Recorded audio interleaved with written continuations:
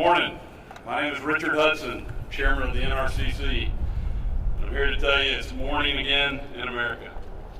On Election Day, Americans sent a clear message to reject the consequences of Democrat control. They said they couldn't afford the basics for their families' needs. They didn't feel safe in their communities. Their values were under attack. Joe Biden, Kamala Harris, Keith Jeffries, and extreme House Democrats were the cause. Donald Trump and House Republicans are the solution. That's why voters delivered House Republicans a majority that sent Donald Trump to the White House in a landslide. I'm proud to have led the NRCC to achieve this victory. Even after Democrats spent $550 million spreading lies about House Republicans, we went on offense and flipped seats from Pennsylvania to Michigan to Colorado and beyond. The American people saw through the Democrat lies because Republicans had better candidates and a better message about what we would do to improve their daily lives. So it was my honor to lead our successful effort to hold the House at the NRCC. I didn't do it alone. House Republicans bought into the plan.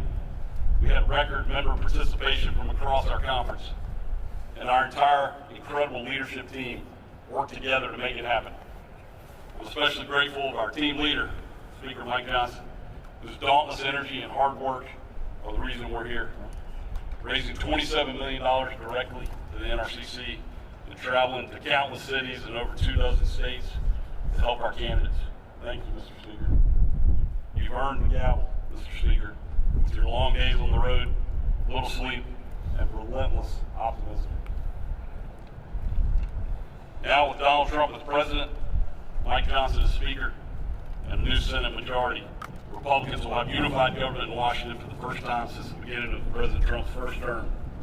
And what did we do together during that first term?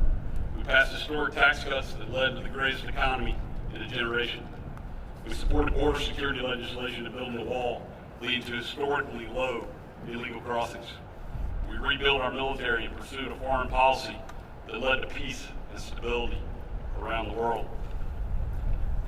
We had energy independence for the first time. Kamala and extreme Democrats, right on cue, broke it. You broke it. Now Republicans have a mandate to fix it. If we deliver on the promises we campaigned on, I'm confident the American people will reward our success. I'm ready to get back to work. Let's get it done. And now I'd like to introduce our Majority Whip, Mr. Tom Emmer. I guess he's happy that I'm going to speak. You don't get that every day, Mike. Well, that's it. That is true. 1 week ago today, Americans elected a Republican president, a Republican Senate, and a Republican House with a mandate for change. A mandate for more affordable cost of living, secure borders, less crime in our streets, and a restoration of American dominance on the world stage.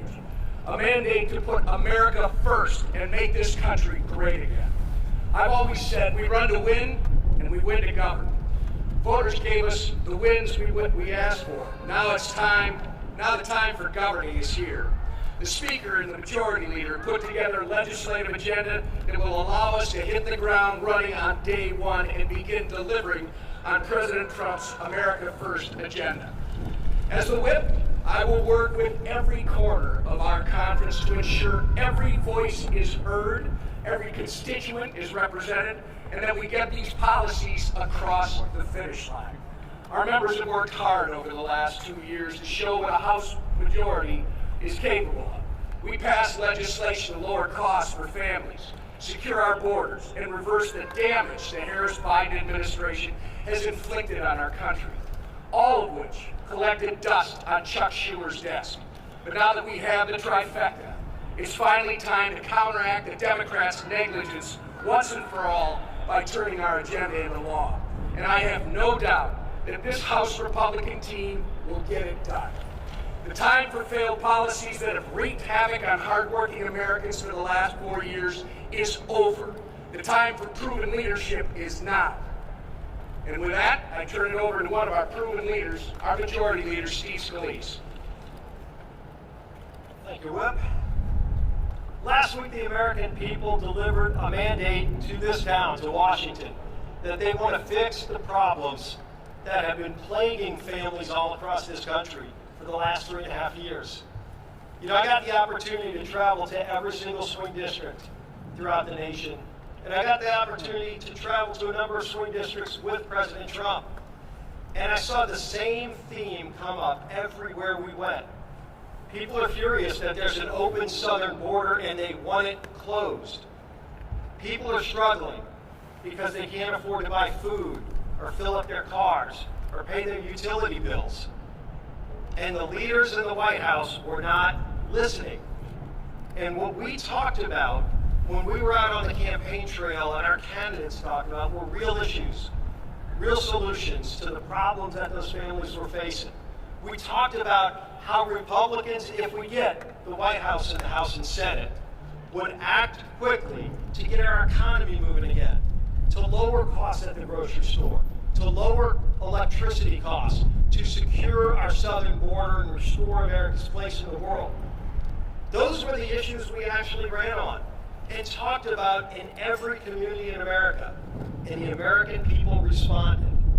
And the other side is sitting around trying to blame themselves and assign blame for what the reason was for their failure, but they still will not admit the real problem why Democrats were rejected at the polls last week. It was because they had no answers. They had no message to those families who were struggling. They wanted to double down on the same failed far-left policies that they've been ramming through Washington for the last 4 years that caused this inflation, that caused the open borders, that caused the problems that families are facing. And so, as we prepare for this unified government, this unique opportunity that the American people have given us, one thing the American people can rest assured in knowing is that President Trump and this Republican majority are already planning to go to work for them on day one in January to start fixing those problems. We have an agenda we've been planning for the first 100 days to lower food costs, to lower energy costs, to secure America's border, to get this economy moving again so those families who have been struggling can finally get back on their feet, can finally have some savings in their pockets so they can send their kids to college, so they can go on a family vacation, so they can have more take-home pay. That's an agenda we've been working on with President Trump for months now. We didn't wait until the day after the election to start planning this. And this shows the relentless focus of Donald Trump. He knew that if he had won the election, this would be his last opportunity to serve as President of the United States. And there will not be a minute to waste. And you can see his resolve already and how quickly he's making really good, smart picks. I know he's already pulled a few really talented people out of the House, hopefully no more for a little while until special elections can come. But it shows you the talent that we have and the ability we have to get this country turned around quickly. The American people are hungry for it. And they're going to find a Republican leadership ready to work for them so that they don't have to struggle any longer. And the man leading that charge, who worked as tirelessly as ever, and I know the whip and our NRCC chair, Richard Hudson, talked about this.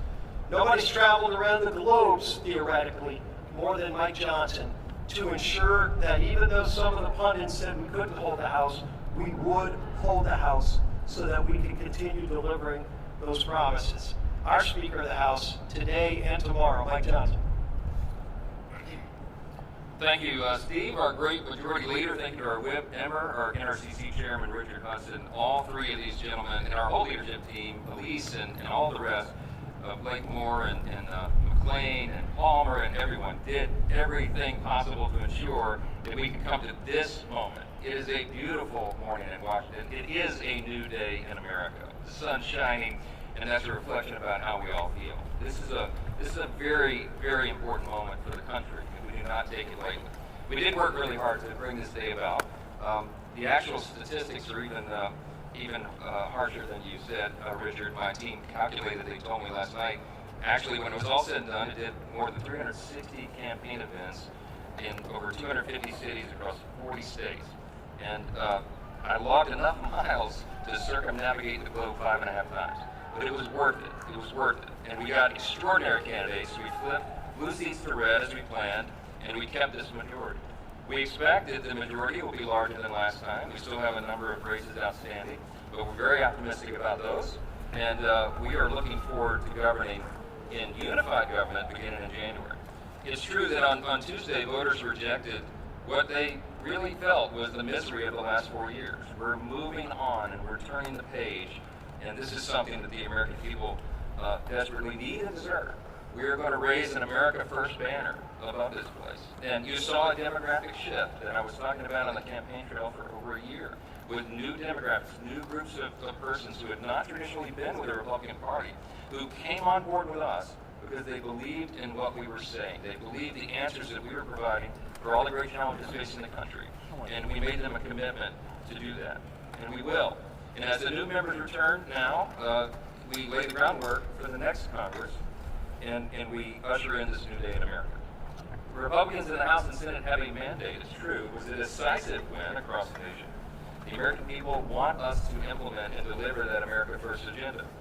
And we have to do that while we have that energy and that excitement beginning on the very first day of the Congress in the new year.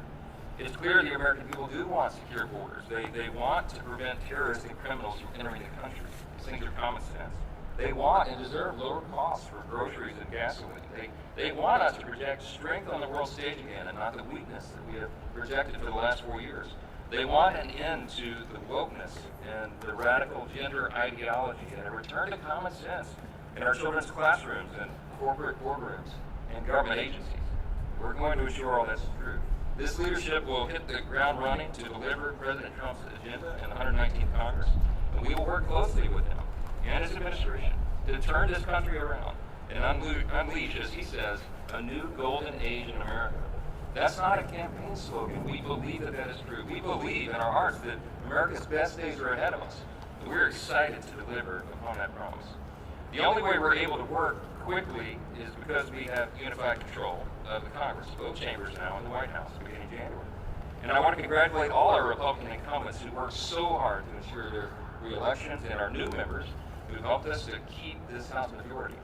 Especially a couple of new members that flipped districts from red to blue. People like Tom Barrett and Ryan McKenzie, Rob Bresnahan, Tim Moore, Addison McDowell, Brad Knott, Gabe Evans, from different states around the country who worked really hard to ensure that we could have Republicans return to those seats. And we have an amazing group of freshman members who are going to join our conference, the Patriots who are already here and who are ready to implement this agenda on day one. Now, as we sit here this morning, we're still watching a number of races. We have races still pending in Alaska, Arizona, California, Maine, Ohio, and Oregon. And we're going to ensure that every single legal vote is counted in those races. So while we're completing the work of this Congress, we're shifting gears and preparing for the next Congress. We're also still in campaign mode in some sense and awaiting the final outcome of these races. Looking ahead over the past year, I've been working with our committee chairs and our Senate colleagues to lay the groundwork for this America First agenda. It will grow our economy and reduce inflation. It will secure our borders. We will restore America's energy dominance once again. We'll implement educational freedom, and we will drain the swamp. And that's just the beginning of the agenda. This leadership team standing behind me has been preparing for this moment, and we are ready to deliver on America's mandate in the next Congress. When President Donald Trump won the presidency in 2016, we all look back and recognize that the Republican Party was not fully prepared for that moment, and precious time was wasted in the beginning of that Congress. I know it well because that was my freshman year in Congress. We began in 2017. We are not going to make those mistakes again. We will be ready on day one. We are prepared this time. And as we wind down the 118th Congress, we'll be ready to take the ball and run full speed in the 119th Congress that begins in January. With that, if you have a few questions, we have to answer. Mr. Speaker. Chad. Thank you. With Waltz and Stefanik leaving here, Mr. Scalise last night about this, you guys alluded to it, you're kind of on the edge as to how many seats you could lose. And you communicate with the administration and say, look, we're going to be right on the edge. We have people who are out sick every day. We can't move these things if you take any more members from the House. Yes. President Trump and I have talked about this multiple times a day for the last several days. We have an embarrassment of riches. We have a really talented Republican Congress. We've got really competent, capable people here. Many of them could serve in really important positions in the new administration. But President Trump fully understands and appreciates the math here, and it's just a numbers game. We believe we're going to have a larger majority than we had last time. It's too early to handicap it, but we're optimistic about that. But every single vote will count, because if someone gets ill or has a car accident or a late flight on their plane, then it affects the votes on the floor. So I think he and the administration are well in tune to that. I don't expect that we will have more members leaving, but I'll leave that up to him. But yes, are we talking about it? Yes, all the time, and he fully appreciates that. Mr. Speaker. Yes, ma'am. Go ahead. Yeah, thank you. Have you had discussions with the president-elect since the election about how he wants to deal with government funding in this Congress?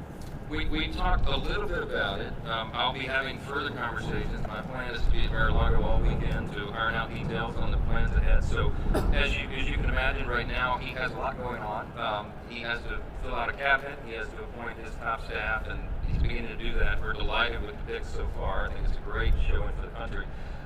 But he and I have both had a lot going on. So we'll be talking about that and a number of other items over the weekend.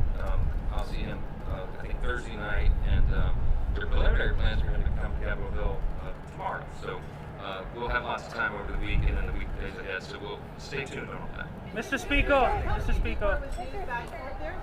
One second, I'll get to news back next. There's obviously an important leadership race happening in the United States Senate. Do you have a favorite in the race? The question was, do I have a favorite in the race for Senate leader on the Republican side? They're all my favorites. How about that? Look, I think there's some really qualified candidates over there. All three of these gentlemen are friends. I'm not going to put my thumb on the scale on that. I got enough to manage over here. But whomever is ultimately elected the new leader, we look forward to working with them, beginning immediately. And I have been working for a long time, over almost a year now, with the previous Senate leadership and with leaders of key committees over there. Our teams working together methodically, deliberately, consistently to prepare for the eventuality that we now see. We really believed it wasn't just, oh, they were making fun of the speaker, oh, his sunny optimism, he thinks he's going to win. I really believed from day one, I believed it in my heart that we would win unified government. I knew that the people were disgusted really with the direction of the country. I was feeling it as I was going out traveling around the country. I mean, I went coast to coast, north, south, east, west. That energy was out there. I don't think the polling was fully measuring that. And I was gauging that off my own observation everywhere I went in the country. So this was not a surprise to us, and we've been prepared for it, and we look forward to whomever's elected leader to go forward. Mr. Speaker. Mr. Speaker, have there been discussions about the use of reconciliation to push forward the forthcoming budget bills? Yes, we have been talking for almost a year about the use of budget reconciliation as a method to achieving some of the desired ends. We have to fix everything. I told President Trump many times, and we've all discussed, we believe we could be the most consequential Congress in the modern era, and he the most consequential president, because we quite literally have to fix almost every metric of public policy. Everything is a mess, everything. So the budget reconciliation process is a very efficient means to solving a lot of that, everything related to the budget, spending, and all the rest, regulatory reform. So we have lots of very specific plans to kind of do that, and the details of that will come together in the coming weeks. Mr. Speaker. Mr. Speaker, since you raised this, can you tell us a little bit more about what you expect from the president-elect visiting coming here to the Hill? You know, what's on the agenda?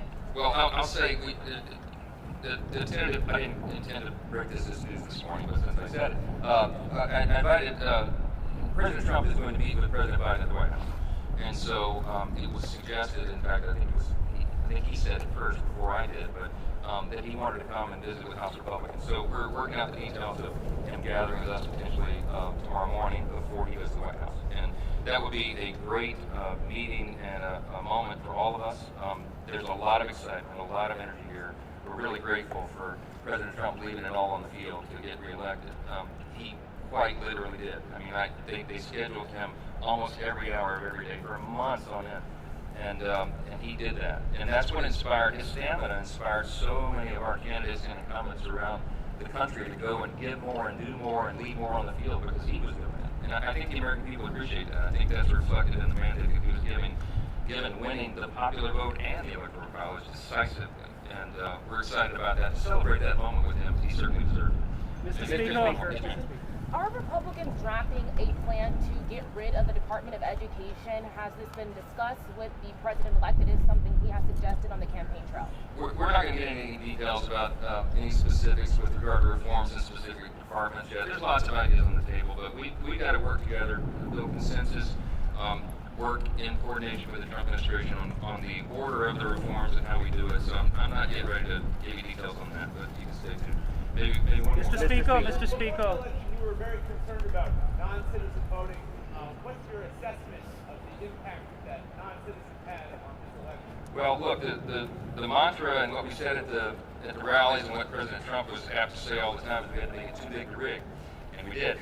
But we know for a fact, it is a fact, that non-citizens voted in some places around the country because they were signing up to vote and they were defying federal law, but the states were not enforcing the requirement that there be proof of citizenship before they sign up. So I am grateful to tell you, and I said this on the campaign trail for a year, that I had confidence that because of the chaos that was related to the 2020 election, most of the states got busy. To their credit, the legislatures in the states got busy and passed legislation to shore up their systems in states around the country. I mean, there were hundreds of pieces of legislation that were passed, duly enacted, signed into law by the governors, that shored up those systems to make sure they would be more secure.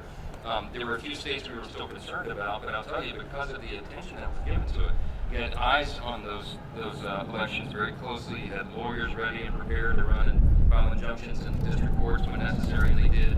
You had poll watchers and precinct captains, and some of those are still working right now. There will be recounts in a couple of these races. They'll be very closely monitored. I'm happy to report to you that because of all the emphasis we placed on that, and because of all the attention the American people put on it, that I think we were able to limit to a high degree the amount of fraud and irregularity and many of the things that concerned all Americans after 2020. So that's a good sign. It's another hopeful reason, another thing to celebrate about our new day in America. So thank you all for being here this morning. We're really grateful to get to work, and that starts right now. Thank you.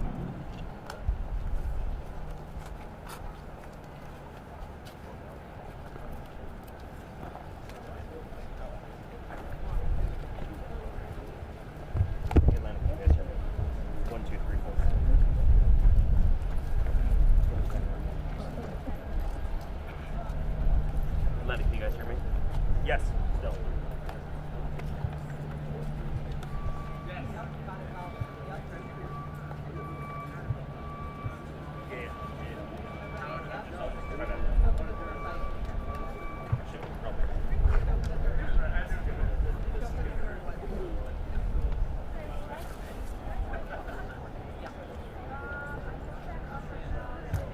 That's okay. Let's keep it simple. Do you have the ballot?